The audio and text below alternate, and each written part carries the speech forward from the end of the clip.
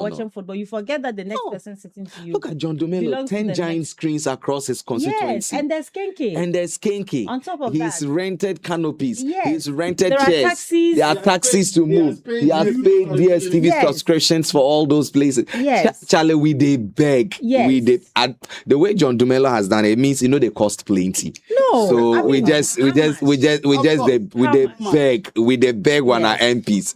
Yeah, we know this one you didn't campaign with it, but this one we they beg you. Charlie, we they look for place, go watch match. We know they get. Boys, come and mount 1-2 giant screens at the Volga Lorry Park. No. Put it at the Lorry Park. It's not the late. AstroTurf. It's not late. Tomorrow Ghana is playing. It can be done. Yes, you can. As much as our practice, But we still. But the we giant still screens, need where to will we watch. get the giant screens from? That's the question. Because But we have projectors. Do we necessarily need? so we have projectors. We can use that. Yes. Yes. So our honourable members of parliament, we they beg you, They know they regional minister, beg, Abdallah, call your MPs and tell them that Therefore, erect. boys won't watch football match. He's out of coverage. He's out of coverage area. Yes. Anyway, but tomorrow Black Stars are playing. I'm super excited. Whatever happens tomorrow, but we are praying for the best because the other African countries have shown us. Black Stars. Yes, I have always been rooting for the Black Stars, although I have my emotions sealed up elsewhere so that I don't get easily You have to broken. eat before the game. Oh, Charlie, this advice has been coming for every Black Star. It's like, Tomorrow is a must win. For the Black Stars to be able to get Ghanaians to rally behind them very well, they need to actually win tomorrow's game. win or draw. Yeah, not a draw. Not a draw. A must win. At least 2-0. That would be. And it's not beyond the capabilities of the Black Stars. But Auntie, do you think that Thomas's exclusion from the squad tomorrow will have an impact, psychological impact on the players and how they play? Does it Not create? so much. Okay. Not so much. I do not think it would have. So it's the reason why sometimes people prefer foreign-based players against local-based players because of the psyche, because of the exposure. Okay. They are well traveled, they are well interacted, and all that. And so, it's one of those things. It's Thomas Partey that I think that all of this is having a huge impact on him, and I'm sure he's done a lot of inspection and he's actually regretting on a number of things. And sometimes I just don't know why and when you go out there you forget of us and you go and you are chasing we and you start everything. We start the job Gary together. Football parks and all That's those the things. more reason why maybe you switch. Maybe you want to something new. Oh, I saw a video where he was walking out of the. I don't know if it's a doctored video, but he was walking out of the courtroom, and I saw the way Asamoah Gyan was standing, looking at him. He's closely. going through a lot. No, psychologically, it's a the guy trauma is strong. because 3 counts of rape. And I think that he actually needs this World Cup. For some time now, Thomas Partey hasn't given the Black Stars the best, the A-class performance. And for a lot of people, they are mad at him because usually what they see at Arsenal and what he does when he comes to the Black Stars, they are two different things. So for me, I think that he wanted to actually use this football to communicate to the world, to say something to the world. And for this again to happen, it's a huge blow. But to affect the team, no, I don't think it would. But I think that the team is rather motivated based on the packets of results from from the game. other African you countries. see how the Moroccans gave a good account of that was a themselves. splendid performance. For me, I thought this should have been the final of the World Cup. I've not witnessed any game that's so that 18 midfielder. I think Liverpool is looking out for him. We are waiting. We are waiting for him to come. Let's see how it pans out. But so many resignations. Former Chief Justice Sophia Akufu and then Council of State member resigns. Bosman Asante resigns from EC. The second deputy at EC is also another one has gone on retirement. There's so many resignations, especially Sophia Akufu's resignation from the Council of State. Rarely does a Council of State member resigns. Do you think there's something undertone we may not? Does it raise a lot of eyebrows about what happens at the Council of State? It does. sometimes they'll tell you due to personal reasons, but there's always a reason behind that personal reason. And you see, some people are guided by principles. Sure. And so she's one person that is guided by and when they principle. work in a space where things are not done, I mean, according to what their principles say, then they are quick to resign. And so for me, I think that there's actually a reason. What reason did she attribute to her resignation? They didn't say it. She just resigned. It's personal. It's personal. Yes. So like I'm saying, I mean, it's all about principles and what you stand for. If you realize that, why am I here in the first place? You are here to advise, right? And so if my advices are not being heeded to, why do I keep advising when, I mean, I'm actually not? Because what you are supposed to do is to, I mean, identify certain things that are not going right in the country. And to when it comes up, you also put in.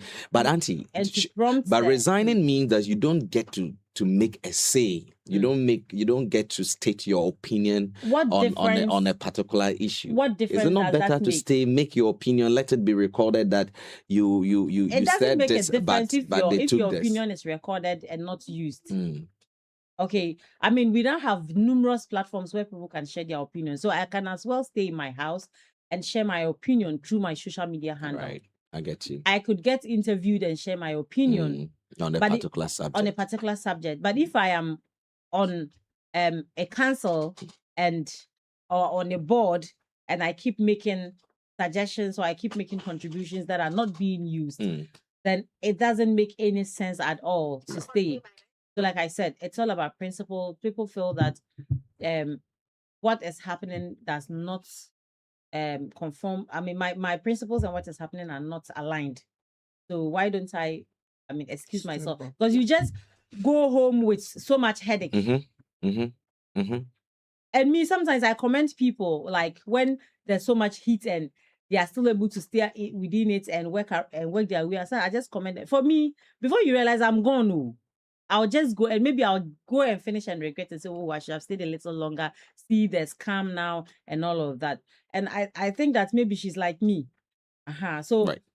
I just think that people are resigning because the space, they are not comfortable with the space they are working where in. They are. Right. Let's just quickly go over to our website, just take a few stories, headlines, and then we can move on to the morning's batch of announcements. So on our website, a1radioonline.com, where you can follow us for this conversation. Bolgatanga Nursing Training College appeals for resolution of long-standing land dispute. UTAS selected as the Upper East Regional Hub for Government's 1 Million Coders Program. And also UTAS graduates 158 scholars appeal for support to launch medical school. We also have other stories here. The Upper East Development Plan must be mainstreamed into national policy. This is from Professor Avia Enso. Upper East Regional Stadium to be included in 2027 budget. Abdallah Salifu. The internet never lies, so this year Northern Star Tomato Factory, Zwarungu Meat Factory under review. Abdallah Salifu again, and also Sirigu Integrated Senior High School launches its 25th year anniversary of Silver Jubilee, and then appeals for toilet facilities for students. And so I think I love this Professor Avia Enso's take on the Upper East Development Plan to be aligned with mainstream national policy. Yes. I think it's a very, very, very good thing. Because the Upper East region does not work in isolation. We don't live on an island. Exactly. And for majority of the things I'm going to put in this blueprint, we are going to need money to execute them. And so it is good that all stakeholders, especially government, is on the same page with us when it comes to the putting together of the documents and the execution of it. You just highlighted a story where the midwifery training school is talking about land. You see, for most of the projects, we need land. And one of the key things we've battled with in this region has to do with land acquisition.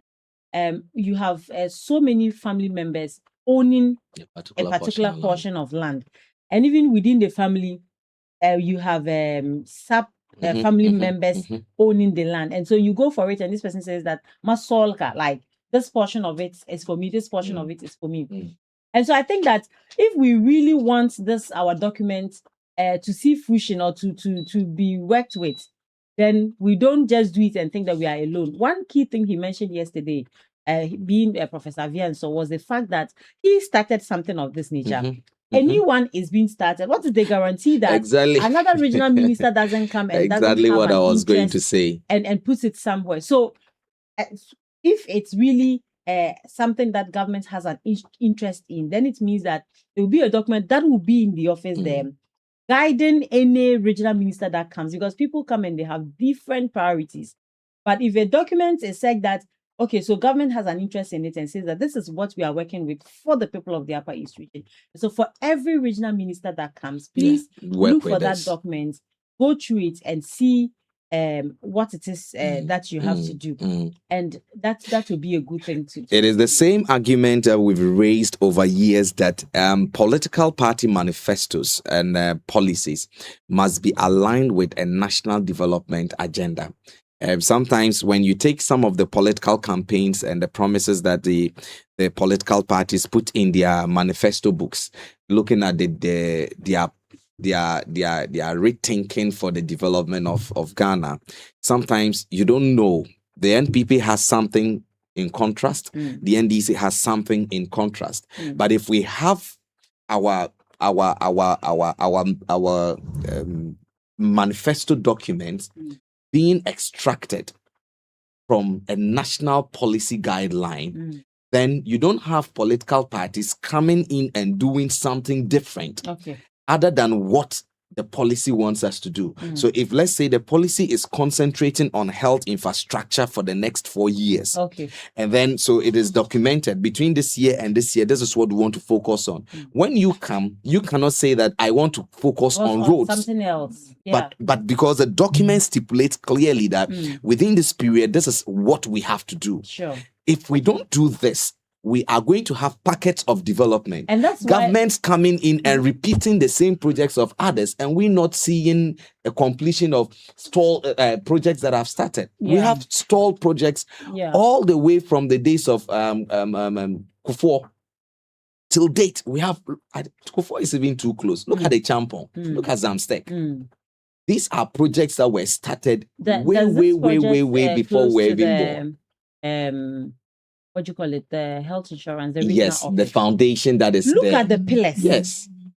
You don't. I don't know what project that. Look at the iron rods. I don't know what project it was. You get it. So if there was that continuity, those projects would have been completed. Yes. So I completely agree with Professor Avian. So for someone who worked beautifully in the Upper West region, helped them to put up a 10-year development plan. He's not been consulted. He's just been invited for a program, but he feels that this is something. The point I've been making. We want this thing to outlive a particular generation of leaders. Yes.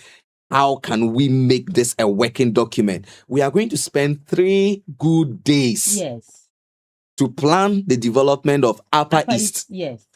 And we have left out a resource like Professor Avianso. And mind you, Professor Avianso started one in the region. He went to Upper West region and did similar. He did it there, came here, and here we didn't accept it. And did similar. So, and he talks about how dry season farming wasn't so popular in the Upper West region, but they started it and it's doing so well now. And there are numerous initiatives that they put on paper. Well, and so I think that it's not late. You can still call on him to add to whatever has been put in that document. I don't know if you remember the first day I saw this story, I was saying, I am waiting to see the composition of panel. The panels, the stakeholders who were consulted in all this conversation. Because look, it will read a lot of meanings. Okay. If we want to make this a wholesome document for the Upper East region, then we must carefully select who lead this campaign. This I wished that we didn't have a political figure leading this whole drive. I'm not sure we do. Because once it has been proposed by a political figure. There's we're in a There's country a where that we're in a country where we feel that once this person started it, it is aligned to that particular political party. Yeah. The regional minister is trying to make it clear that this is devoid of me. But can we see it? Because the proposal came from you. Yeah. But I believe that the Upper East region, we all want development. We want to advance the region to a point. And so we are going to decouple politics out of this entire development framework we want to build for the Upper East region. Because the Pearl project, I believe that if we all contribute to it, and please, if you are someone passionate about the development of the Upper East region, let me use this medium to invite you to be there. It's going to begin from the 29th to the 1st of July. Come. Also, share your opinion. Share the small knowledge you have. Let's all rally behind it and see if we can have a better Upper East than we have today. Let's go for the morning's batch of announcement. We'll be back to continue conversation here in studio. Don't go anywhere. Shut down Empire. I love the smell of aroma from delicious meals, and that's why I always eat at the latest eating joint in town. Controller Canteen is the name. At Controller Canteen, they serve plain rice, kenke, jollof rice, banku with tilapia, fried plantain with beans, chiffon